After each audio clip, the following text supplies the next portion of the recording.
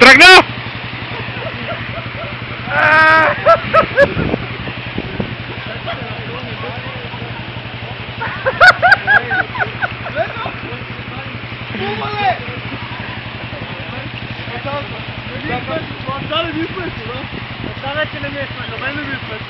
Е, сега го закъсахме вече.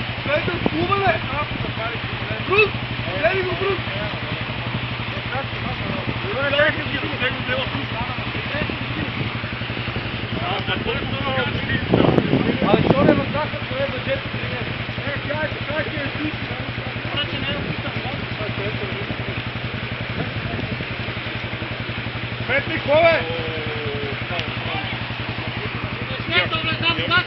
Петли! А той го въже, бе. Пак къско въже!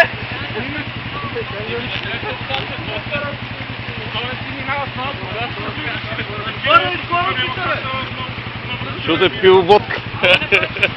Да, защо не влезе с малко газ, ще си излезе. А той са ни шноркел, ни ще видя. Горе! А къде че го вършиш, бе? Къде ще вържим, бе? Ние ще ти дадем въжева, къде ще вържиш? Ще вържим! За тръбите. Така му надо, помощи, Е, как не ще обърнем колата така за тръбите? Не, ние аз ще го теглиме. Пълни изголай, ще е тежко вече.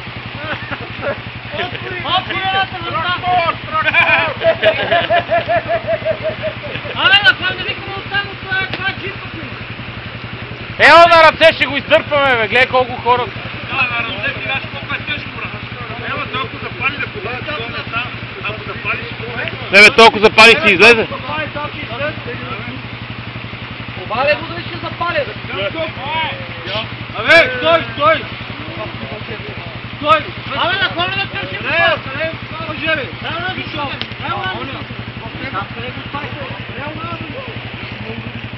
Чакай, си мете ме ние, бе, да ни го... Аз пак добре, че Мурва не те удари. Аз не знам дали желязото не мога да удари. Не знам. Аз го видях да прелита, ама.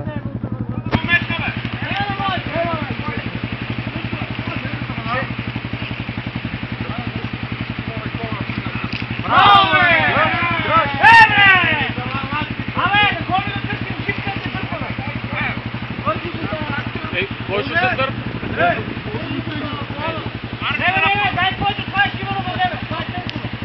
Айде, не искаме да запалим. Дай който въже, защото...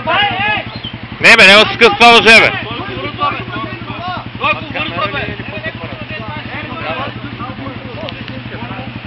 И даже може да пуснеш автоматично на всеки 20 секунди да прави снимка.